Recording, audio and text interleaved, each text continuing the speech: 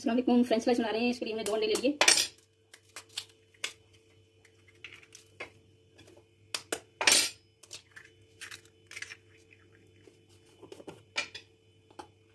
थोड़ी सी काली मिर्च, थोड़ा सा नमक,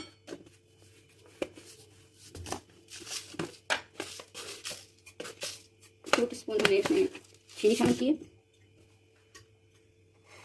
और ये 2 चम्मच हमने इसमें हमने मिल्क का शामिल किया।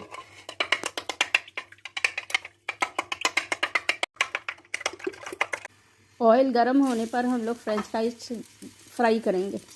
करने से पहले हमने अंडे में डिप कर लिया था स्लाइस को।